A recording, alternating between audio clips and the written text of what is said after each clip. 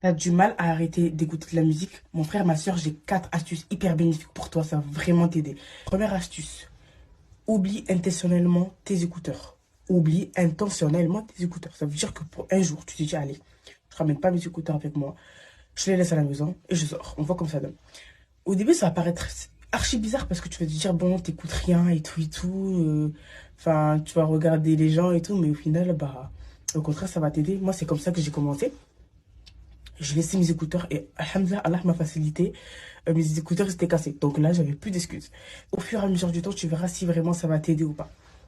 Deuxième astuce, mets-toi en tête que le Coran et la musique ne rentrent pas ensemble. Pourquoi? Parce que le Coran, c'est la parole de Dieu.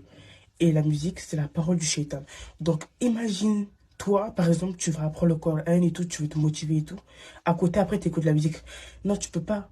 En sachant que si tu mets la musique et le Coran dans ton même esprit, ça colle pas du tout. Et sachez que c'est très très grave de faire ça. Tu peux pas assimiler Allah et au shaitan. Pas du tout. Au contraire, nous, on doit s'éloigner du shaitan. Donc, mets-toi en tête que c'est soit la musique, soit le Coran.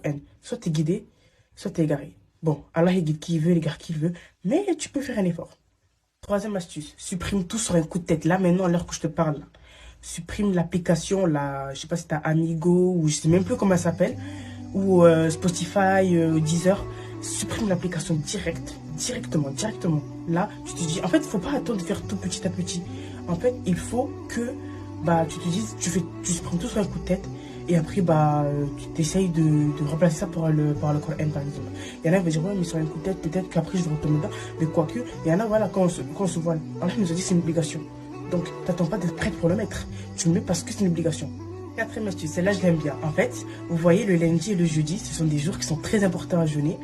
Et parce qu'en fait, c'est le jour où le prophète Mohammed sallallahu alayhi wa sallam il est né, et le jour où il est décédé.